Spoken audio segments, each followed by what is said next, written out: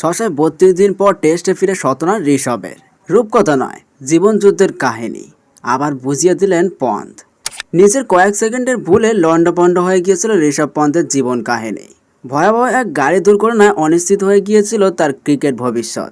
2022-এর ডিসেম্বরে বাংলাদেশ থেকে test series খেলে দেশে ফেরার 4 দিন পরের সেই দুর্ঘটনার অভিঘাতে দুমড়ে যাওয়ার স্বপ্ন ভেঙে যেতে দেয়নি ভারতীয় ক্রিকেট বোর্ড BCCI।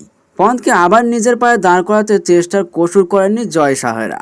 তরুণ উইকেট রক্ষক ব্যাটারও হাল ছাড়েননি। 632 দিন পর টেস্ট ক্রিকেটে ফিরে চেন্নাইয়ের কঠিন পিচে শতরান করে পন্থ বুঝিয়ে দিলেন জলে যায়নি বোর্ডের চেষ্টা।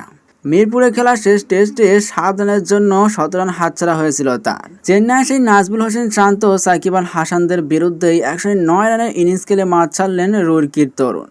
ভারতীয় উইকেট রক্ষকদের মধ্যে টেস্ট ক্রিকেটে মহেন্দ্র সিং ধোনির সবচেয়ে বেশি 6টি শতরানের নজির ছুঁয়ে ফেললেন পন্থ।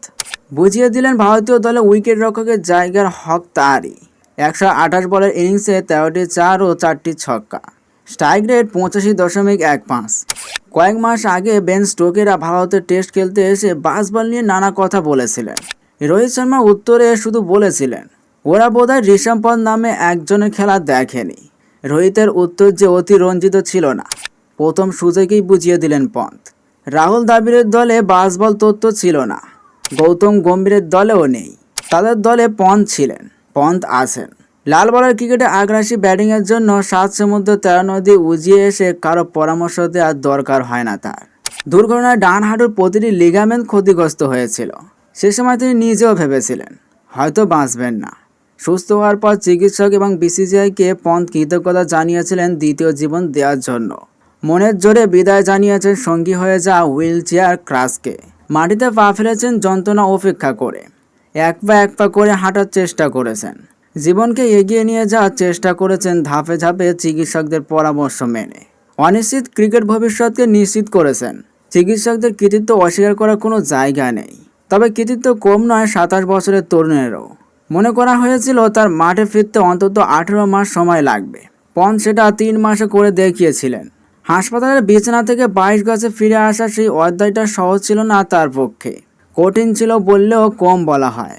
2022 সালের 30 ডিসেম্বর দিল্লি থেকে গাড়ি চালিয়ে রুরকির বাড়ির ফেরার সময় ক্লান্ত পন্থ ঘুমিয়ে পড়েছিলেন, বা অন্য কোনো কারণে তার মার্সিডিজ ধাক্কা মেরেছিল ডিভাইডারে।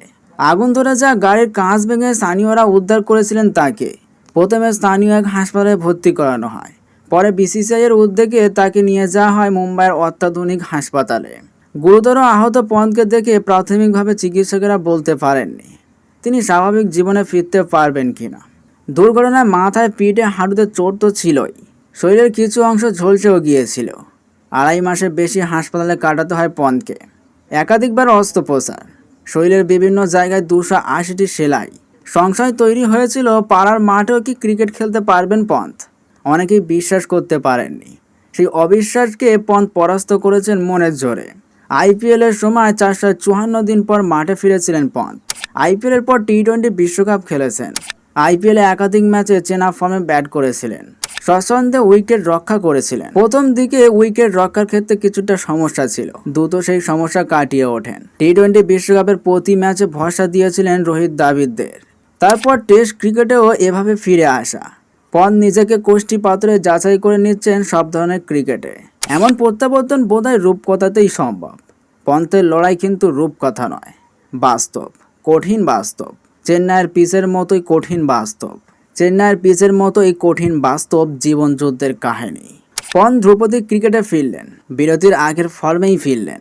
মৃত্যুর মুখ থেকে যিনি জীবনকে ছিনিয়ে আনতে পারেন, তার কাছে চিপকের 22 গজ এমনকি কঠিন প্রতিপক্ষ। 30 ডিসেম্বর 2022 থেকে 21 সেপ্টেম্বর 2024, এটাও 632 দিন। চ্যাম্পিয়নেরা বোধ হয় এভাবে অঙ্ক মেলান।